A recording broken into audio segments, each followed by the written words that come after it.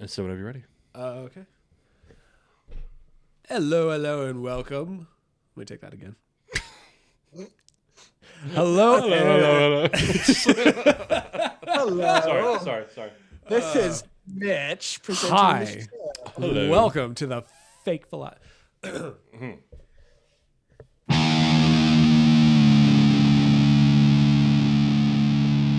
Hello and welcome to another episode of The Fake Philosophers. My name is Mitch. I shall be kind of hosting, so to say, this episode.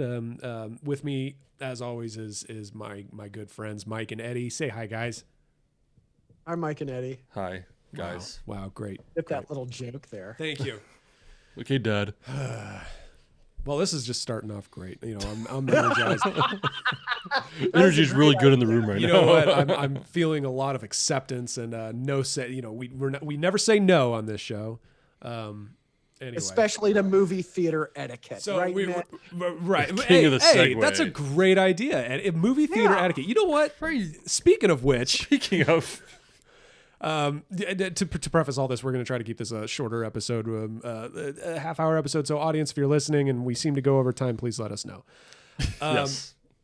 Today's discussion we spurred by the fact that yesterday I went to the first movie in a theater I've went to in almost 2 years. It is currently July. Oh, it's August now. It's July of 2021.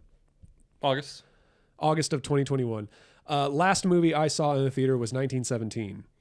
Right, the night of the Oscars. So it was like about a year and a half ago. Okay. So it was the first time in a long time. There's this thing called COVID going on, and a lot of things have been shut down. If you've heard of it, but so I actually me and my wife went to a movie, and we went and saw Jungle Cruise. How was that? Who was that? It was exactly what I expected. Good answer.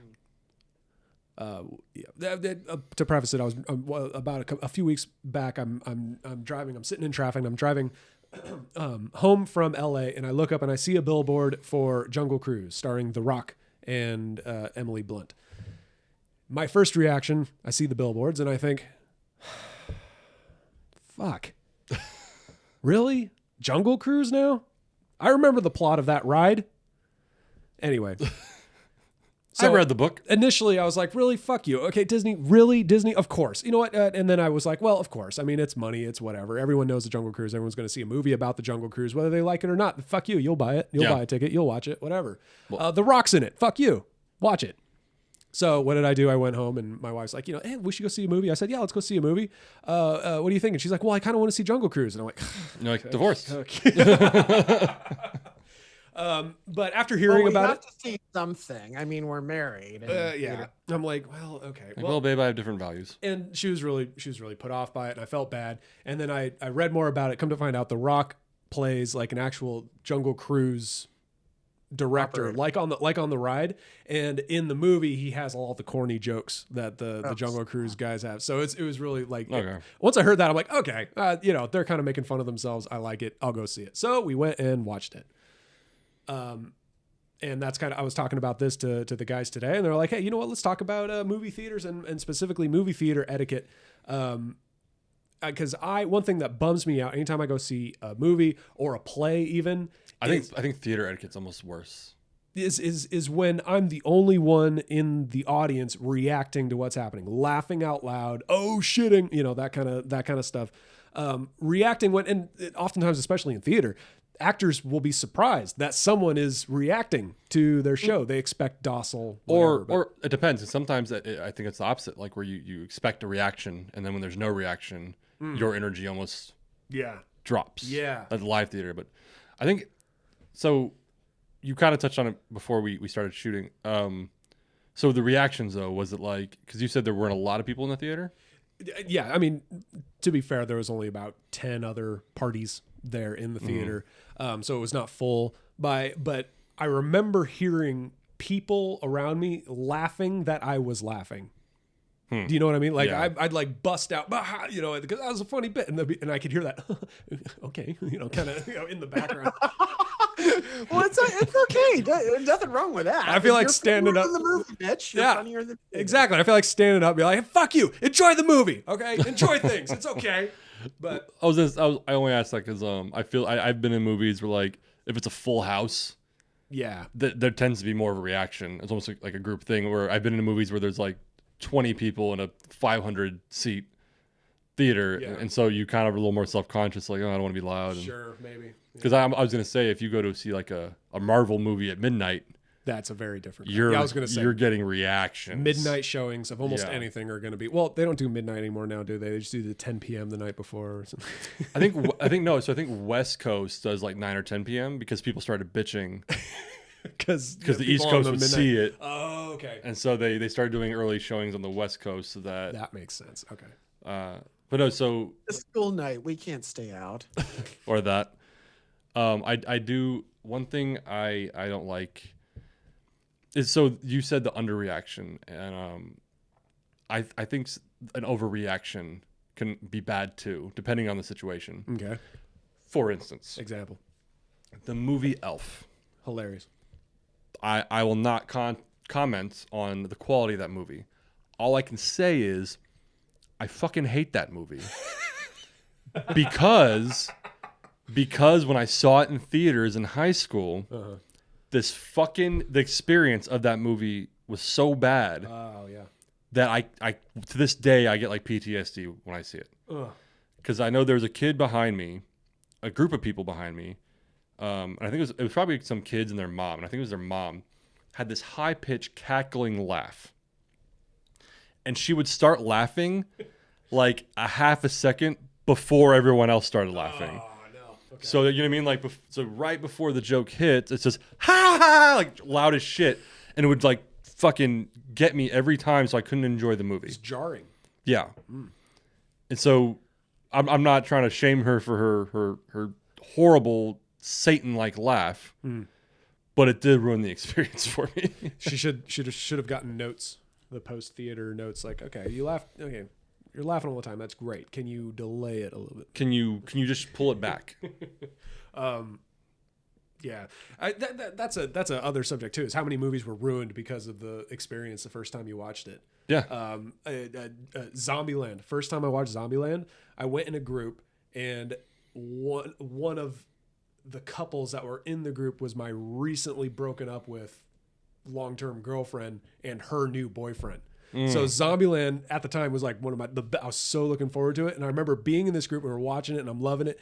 And I remember looking back at them and seeing them holding hands in the theater and being like, and at the time I was like 18 or whatever when that movie came out. And I was like 19. That doesn't matter. But for whatever reason, that moment, I'll always think of that anytime I watch Zombieland. And it's like, fuck, whatever. No, I get that. No, it's absolutely true. I think the night I saw Cloverfield, there's like a big fight within my family. And then I was going with some friends, and I actually bought the tickets for my friends to go with me. Not that like they weren't going to pay me back, but like one of them was just like cocky, like, oh, cool, you got him. And I was like, yeah. And she's like, ooh, Mr. Big Spend. Like, I started getting shit, and I was like, I was already in a bad mood because like the family fight. You're welcome. And so like watching it, I was just like, this is over yet. Yeah. And then, I just remember being in a theater. I had no idea what Tropic Thunder is. I've only been told go see it. Mitch comes in late. Oh, yeah, that was fun. Back at me. Then the producer director comes in.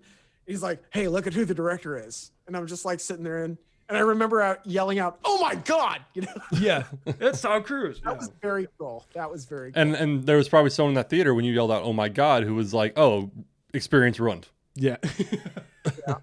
So the theater etiquette. So there's one thing, and I think in theater, like actual live theater, it's even stronger, is being late. Okay.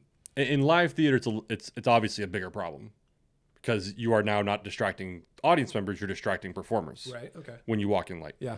But even in movie theaters, I get things happen. If you go into a movie theater late, if it's still the trailers, fine. Yeah. Find your person, get your phone out.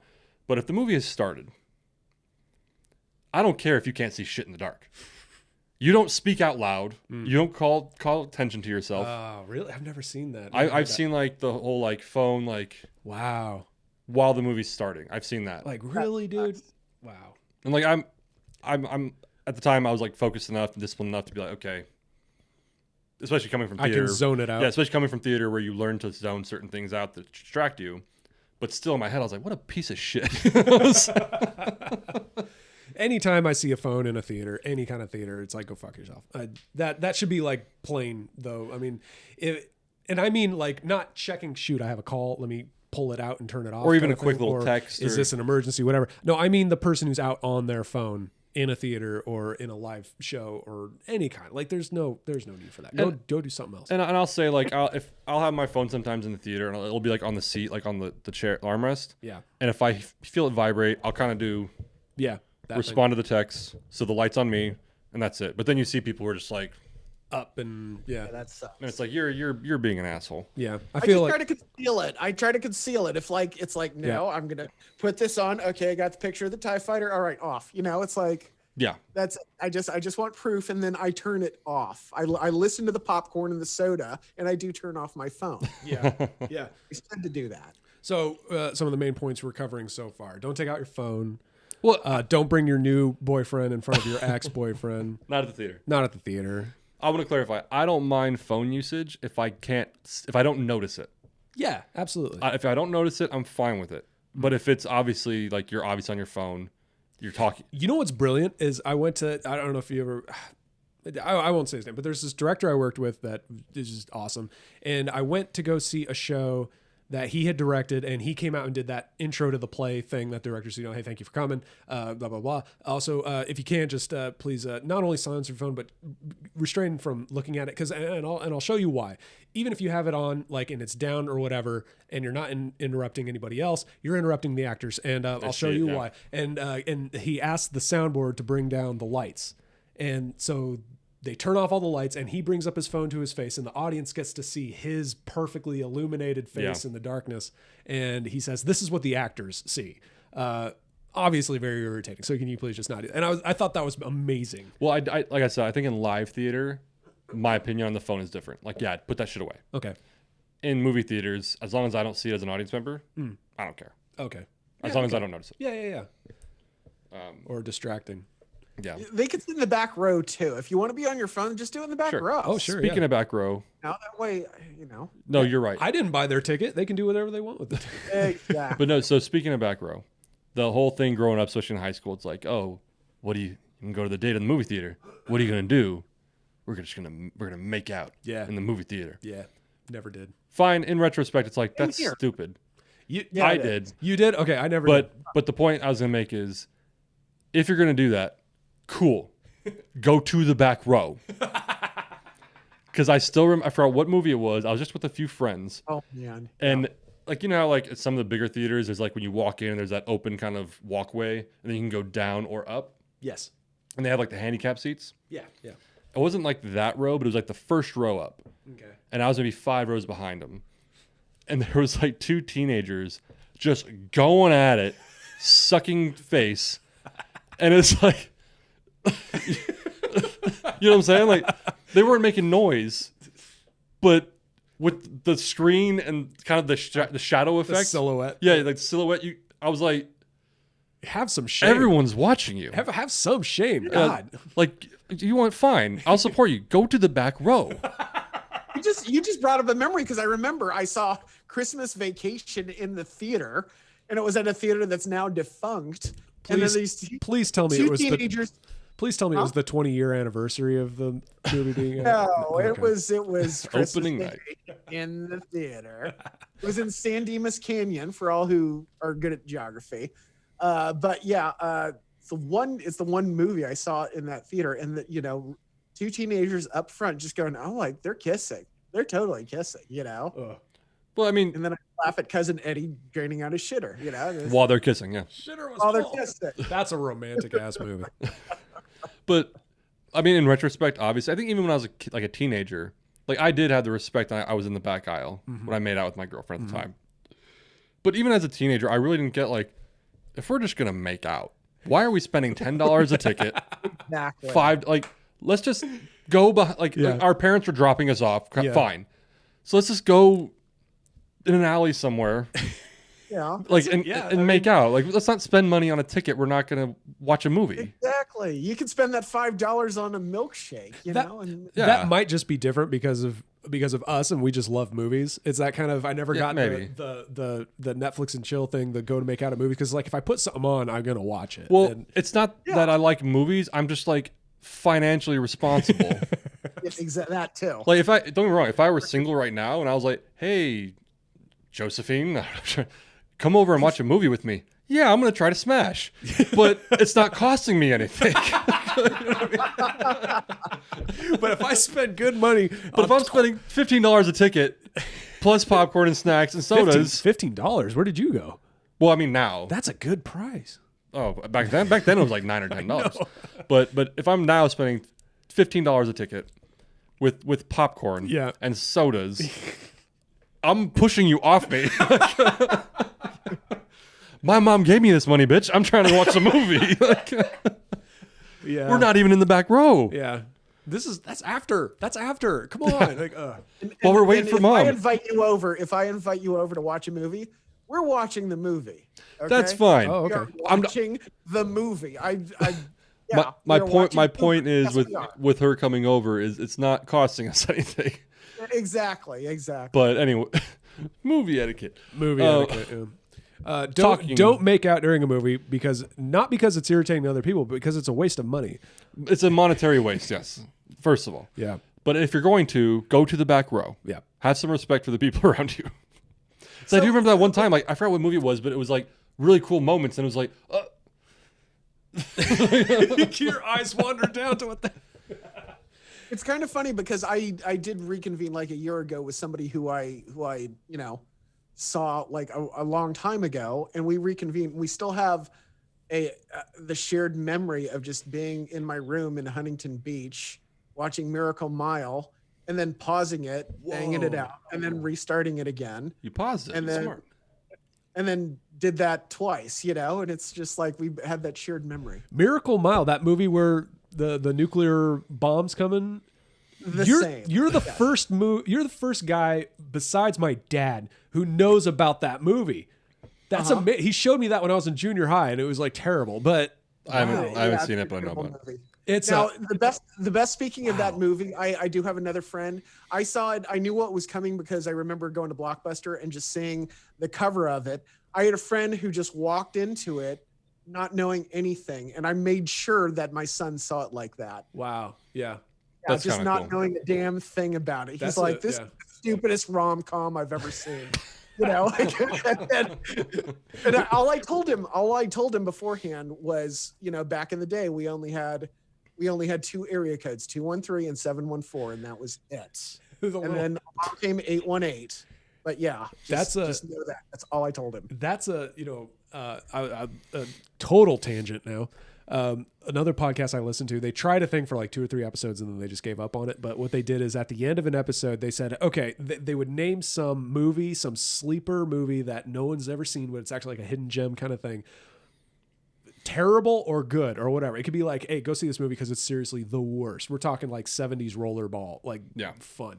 Like, go home and watch this, and then the next week they spent the beginning part of it talking about it, and then at the end they mentioned another one. But if we ever do that, it'd be kind of fun. But Miracle Mile would be on there. Logan's Run would be on there. That hurt to watch again. Yeah, but the classic James Caan Rollerball would be on there. It'd be because there's some good ones. Both rollerballs. Both rollerballs. Awful. We'll have a rollerball marathon. Babe, you wanna come over and watch my rollerballs? It's 2 of them. I got 2. I own neither of them. I have a rollerball influenced memory. Okay, so we used to play Warball in 7th, 8th grade in junior high. I'm sorry, you used to play what? Warball. You guys playing that? Not dodgeball, but you just throw the ball at each other and you're on a basketball court. It's not you're playing in the round. Yes. Okay. For all intents and purposes, we call it Warball. You probably call it something different. Anyways, dodgeball. I had just seen the movie Rollerball and I couldn't get the phrase John is dead. John is dead.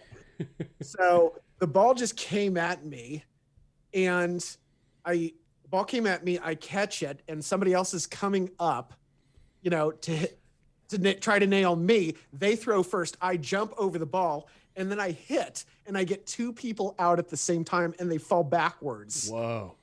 Yeah. Whoa. That was cool. Thank you, Rollerball. Thank you, Rollerball. I didn't think about that until just now. I don't see the connection to Rollerball.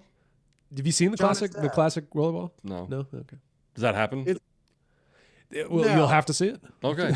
my father recommended it just because it had toccata and fugue in D minor in the beginning. And then afterwards, you got to get through the rest of the movie. Sure. That's a context on the age of this movie. Eddie's dad recommended it. Yeah. Only because toccata and fugue in D minor. Mm-hmm. Anyway, back to theaters. Yes.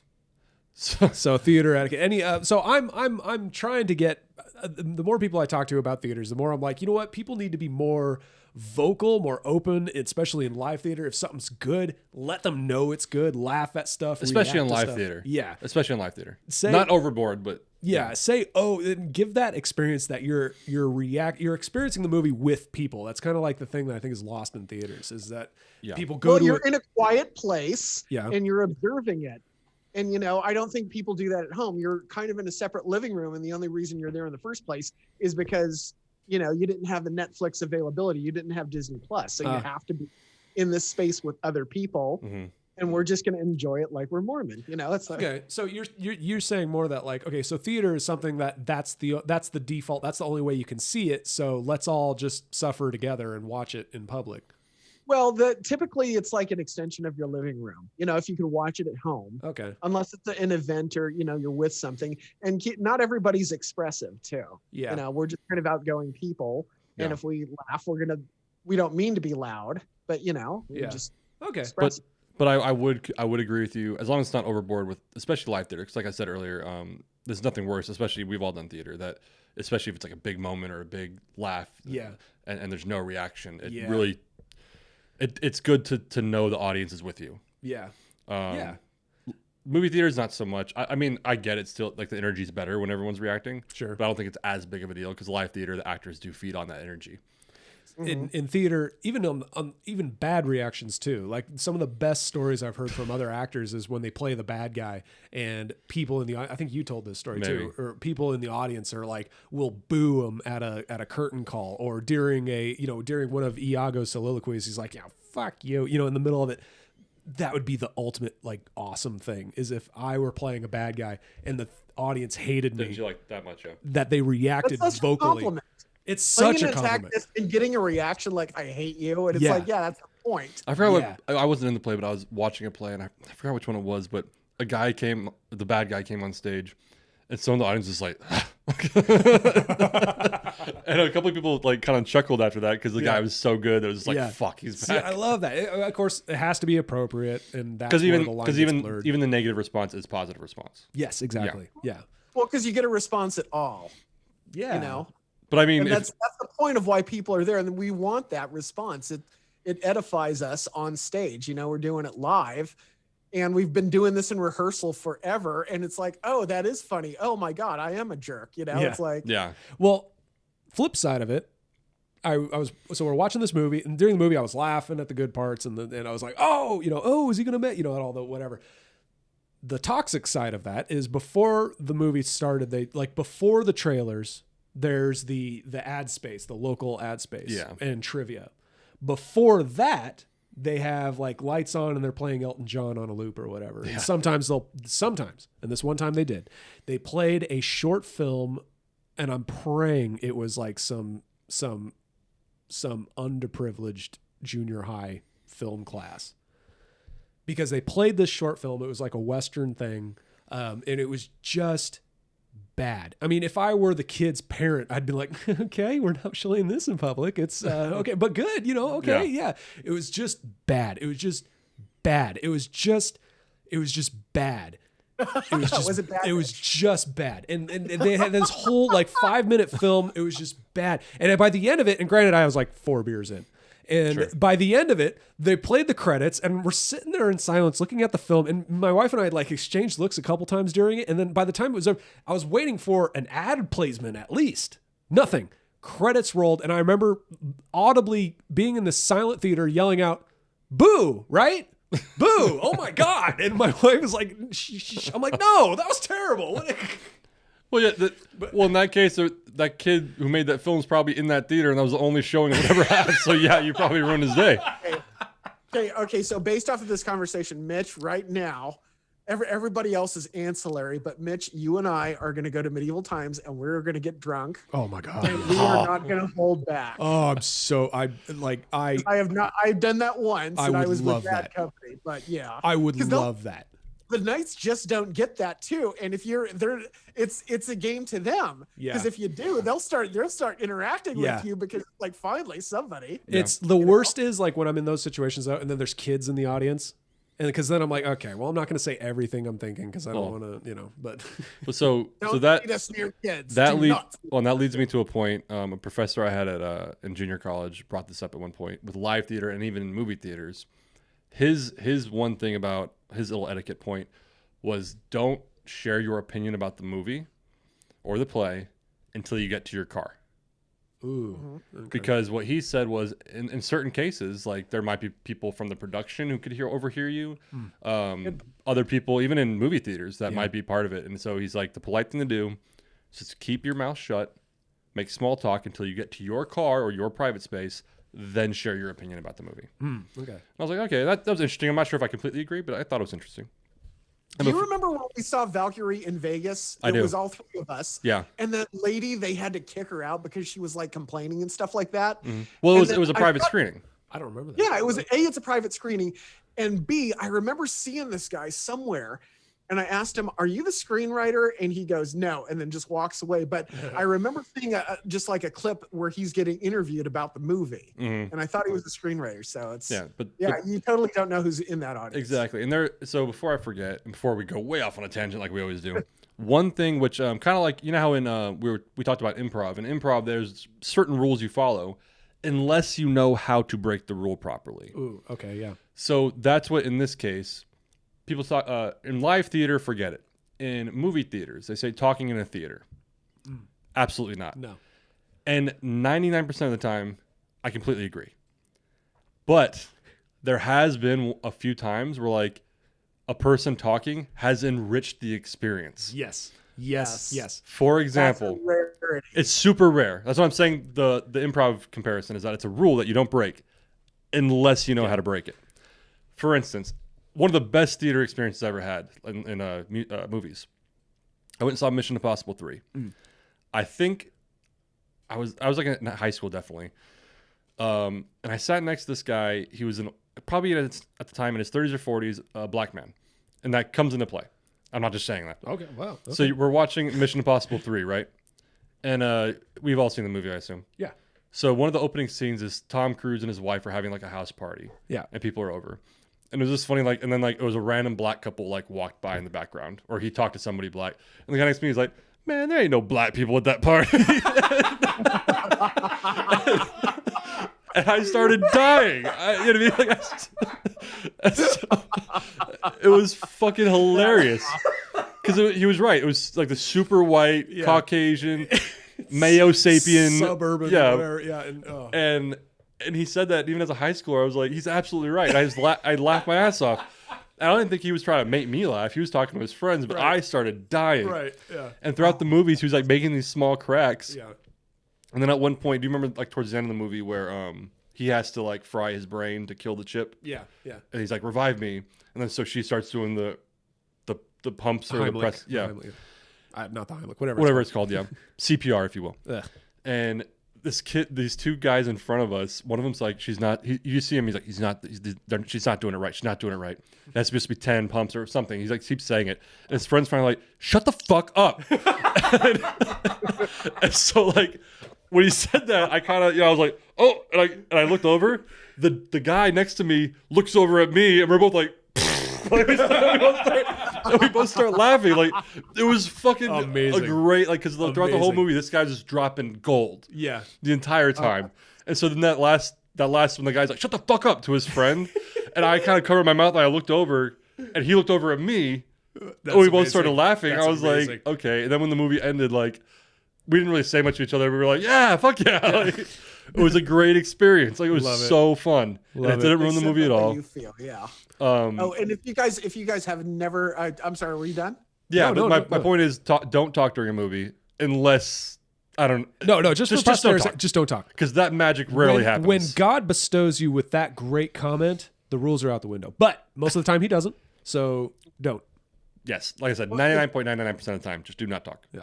Well, the segue is if you guys haven't had a live performance where the audience has the ability to have alcohol, it's wonderful. And I know I've told you both about this, doing something serious like A Few Good Men. And what I didn't know that in terms of alcohol sales, this is a base theater. The golf course is number one unless the theater is operating. Then the theater becomes number one because alcohol is very cheap. Okay. There was interesting base. I'm sorry for our listeners. Base is a military base, right? It's a military base, and then there's a theater. Typically everyone will have a base theater, but this one was specifically a stage theater. It was a dinner theater. Ooh. So in the Midwest and what have you, it's in Texas, and so they served alcohol, and it was cheap base alcohol. So in this instance, I believe it was 3 African-American women. There may have been a man at the table and just helping themselves. And we later talked to one of the waiters. They were ordering Long Islands throughout the performance. And one of the jokes is, he's propositioning one of the female attorney. And he says, well, you've got an hour, Lieutenant. How about it? What would I do with the other 59 minutes? And then, trying to stay in character, we hear from the audience, ooh, that means he's a minute man. And then her retort is, sometimes that's all you need. During a very serious, tense scene, it was very hard to hold my shit together. And I had no lines, so I had a facial expression where I just had it down, and I'm just doing this. And my castmate has to deliver lines, and you could hear her break a little bit, and it was the most fantastic, most awkward. That was painful. That was painful. So if you get a chance to work in a theater where the audience has alcohol, it's a very random and gorgeous experience. I'm sure. Bucket list. Still, she shouldn't have said that out loud. No, I say she should. It wasn't her. It was the Long Islands. Yeah, I get it, but no, I say go for it. I cherish that moment in deep in my heart. I mean, I've never heckling, because now we're getting into heckling. But I think because there's good and bad heckling, and mostly it's bad. That was commentary. That wasn't heckling. But even with the Long Islands considered, especially with live theater, unless it's like the rare occasion like Rocky Horror or something, like shut the fuck up. Yeah.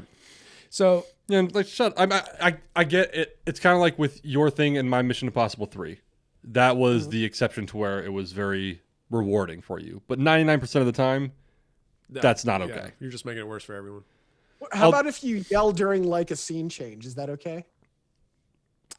That's better than. You know what I'm talking about, Glenny? Yeah.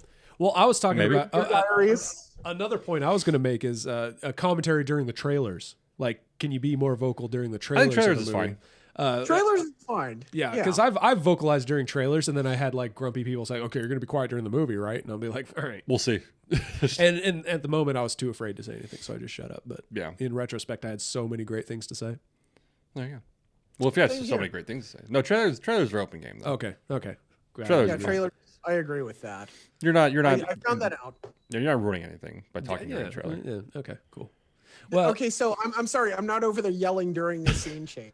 You remember that, Glenny, or no? We were very drunk.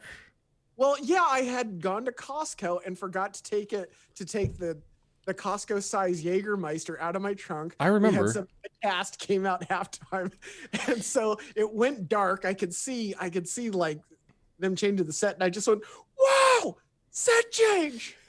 I vaguely remember that now. And you said, "Calm down." I just remember that. And so I'll just go out on a limb and say, maybe not that. Maybe not that. Maybe don't do that. That's not, maybe there's just some scene change. Like you can applaud during the scene change.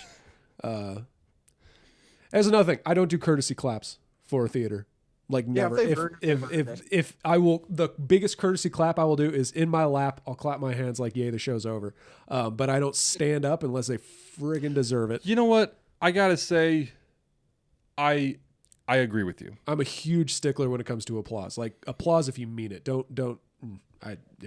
I would generally agree with you on that because at the same time, like if I think we went to the same, I'm not gonna say the name of the theater, the same theater that Eddie and I went to drunk on Jaeger. And that's 30 minutes. Yeah. That's 30 minutes. Stop there. 30 minutes. Stop. I'm joking. Yeah, no. I went and saw they did a youth performance of Romeo and Juliet, and I went because I think one or two of my friends just volunteered to do it. Okay. So I went just to support them. And man, was this just dog shit. This was a dog shit, absolutely horrible. Unedited Shakespeare, wasn't it? I think they cut it back a little bit. Woof. I think didn't they try to get you in it and you said no? Yeah. Yeah, okay. I was like, you're not doing edits? I was like, no, it's going to be 3 hours. I forgot, but it was just awful. Like not even high school bad. Ugh. Like it was just bad. And so like there was like the audience was actually kind of, it was a smaller theater, but it was semi-full, you know, parents and shit. And so the parents stood up to give a standing ovation. In my head, I was like, I'm going to ruin these kids' lives. You know what I mean? Like if we don't support them. And so I got up, but generally speaking, if I'm at a play and it was okay, like I won't feel compelled to stand up. I've several times I've been the only one sitting because everyone around me stood up, and it's like because once you see someone stand up, then the people Everyone next to them else stand does, up, and then yeah. there was I've been the only person sitting in an audience because it's like it's not that good. I mean, I'll stand up if it's deserved, and I base where I put my hands, how high my hands go, is how much I like to. It's the old like the tie, the greeting. Like the higher your hands, the more respect you have. Yeah. And if It's I'm like clapping. Japanese, yeah. If I'm clapping in my lap, it's like, okay, well done. You memorized your lines, whatever. I'm going off a little bit of a tangent here, but I'm sure you'll appreciate it. So kind of it's because sort of live theater etiquette as well. We, especially in junior college and high school and even community college, they always did it. And it wasn't until I think I got to the university level to where I asked somebody about it, and they're like, "No, of course not. We don't do that." And I was like, "Why not?" And he's like, "Because it's like by doing that, it's like we accomplished something that was never been done before, and it's just weird." And I was like, "Okay, what I'm talking about is the last show. After everyone bows, the lead actor, someone's like, hey, wait a second, everybody. Oh God, no. I want to bring out No. Don't do that. Don't ever do that. Our director, John Smith. He tried so hard, and somebody brings flowers, and then they give a speech. Because when I started theater, that was the norm. Everyone always did that. I hate it. But so I was always kind of uncomfortable, but I was like, oh, this is what you do. Because I just didn't know any better. Oh, okay. Yeah. So it wasn't until I hit university level where I asked this guy in a play I was in, I was like, hey, so are we doing that? And he was like, of course not. Yeah. And I was like, oh, I thought that's what we do. Because it's just in my experience, we've always done that. I have a problem when they do the beginning announcements. Like anytime like the director comes out or whatever and talks and all that. Like, I mean, granted, I told a story where, he did it earlier in this episode, but anytime, like, it's the illusion's destroyed. I'm okay with, as long as it's to the point. Like I've heard like pre-recorded announcements. It's like, please put your phone away. I like that. Please that. That's cool. okay. But that specifically because what the guy said, I believe his name is John. He was like, yeah, he's like, I've seen that done at community theaters, like high schools. He's like, I get it. He's like, but he's like that when you do that, it's almost like, yeah, we did it, guys. Yeah. Hey, director, come out. And he's like, we don't do that. You bow quickly. We're gonna have another episode about live theater etiquette because we can get into it. Yeah, I can talk. I could rant 7 to 8 minutes about bad curtain calls. The bowing, like I will ruin a show if it's a bad curtain call. But the I think he said it's self-congratulatory. Yeah. At the end of your run to bring the director out, give a speech, and it's just, he was like, you don't do that. Yeah. And that's when, because up to that point, that was normal for me. And when he said that, I was like, this is a weird practice. I was like, why do we? When you just have I was like, oh. Wait, hang on. Why do it? I get irritated when they do the point to the sound booth thing, believe it or not. I agree, unless... The orchestra. Orchestra, I'm fine with. Orchestra is different. But like if it's a lights up, lights down show, and and that's it, and then they do the thank you soundboard, whatever. I mean, in my experience, when I've done tech in a show, it's because I don't want to be seen. Don't point them out. Yeah. I agree with you, unless it was like one of those crazy complicated tech shows. Then it's like, fine. Okay. Give them some props. Okay. But generally speaking, yeah, if it's just like, okay, lights on. Yeah. Lights down. So we are overshooting a little bit. And we're off topic. We're talking about movie theater etiquette. Any other points about... anyone else have any points? I had something to chime in about the after speak. Imagine watching a touring Broadway show and they do that. because that happened at Wicked. And I leaned over to my son. I was like, they never do this. This is a Broadway show. They don't. What they were advertising was them going out and doing Rocky Horror Picture Show, that same cast, that same Broadway touring cast, but it was for charity. Okay. So, that's not so bad, though. That I'm okay with. And granted, if I went and saw Book of Mormon, and after the show Trey Parker came out and started talking, I would scream and cry. I'd probably start masturbating and die of happiness. Yeah. Well, even like, let's say they do something like I'm trying to think of an example off the top of my head. Something like Laramie Project or something with a social meaning. And after the show, I think during Hamilton they might have done it once or twice. Where after the show they're like, "Hey guys, we hope you enjoy the show. Please understand the meaning of this. Like we're trying to spread a message." I'm okay with that. Generally speaking, even that, fuck that, because it's like that's just saying like, okay, the show didn't drive home the point as much as it should, and we need to reiterate in case you're too dumb to notice what we tried to do in the show. That's a fair point. I'm just saying I don't mind it as much because at least it's with good. It's they're trying to they have good heart behind it. But when it's the whole like bring the director out, that's just jerking yourself off. We worked so hard on this community show of Romeo and Juliet of our town. Of anything. Okay, but any movie theater pointers, anything? I say people laugh more, react more, enjoy the movie with people. If you go to a theater, you're going to go out, be with people, then enjoy it with people. Yeah, and I would just say though, enjoy it without ruining someone else's experience, because I think some people do enjoy being loud and being silly and being obnoxious. Which, like I said, the one time with the one guy, it worked. It was magic. But 99.99% of the time, don't talk. It's absurd and it's irritating and it's annoying. Then again, there's always confounding factors. I had friends who worked at Universal. There was a re-release of Star Wars. Nothing but fans in the audience. Oh, my camera's dying on my end, so it's all recording on your end. It's fine. Imagine getting a bunch of Star Wars fans. I have to go into Takashi Station because my power converters, and then the whole audience goes, "Oh, that's different. That's an event, though." We can talk exceptions all day. I went to a live screening of Monty Python Holy Grail, and everyone was stone silent throughout the whole film. Huh. I'm joking. They were talking and laughing the whole thing. We recited the movie. But that's what I mean. When it's an event like that, of course. We can talk exceptions. Of course. But for the most part, I'm making the point, people audibly enjoy your movies more. It's more fun. Don't hold back. It's when you go and watch Schindler's List, let loose. It's funny. Laugh at the hits. Let yourself go at the punchlines. But on that note, audience, I will kill you. I'm sorry.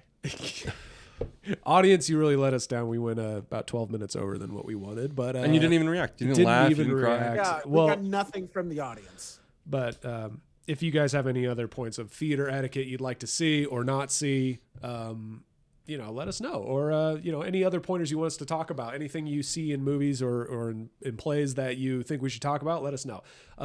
Until next time, my name is Mitch. I'm Mike. I'm Eddie. That's Eddie. That was horrible. That was rough. Yeah, bye. What? I'm sorry. Well, I'm trying stuff. No, not you. You were fine, Eddie. It was just I was trying is that a good sign off? No. That's really. a fine sign off if ever there was one. How about just saying goodbye? How about we're not handing you flowers, okay? Okay. Hey everyone, before we leave. Mitch Burke led our efforts today. Okay, no, all right. How about this? We'll try this as to us all and the class of 2021. And I know when I grow up and I get the Oscar and the Emmy, I'm going to thank him. So I just want to thank him now. You're welcome. All right, I'll try. How about this for a sign off instead? Well, thank you everyone for listening thus far. If you're still listening, God bless you. But thank you, Mike. Thank you, Eddie, for joining me on this episode. My name is Mitch, as you guys know. But we'll see you next time.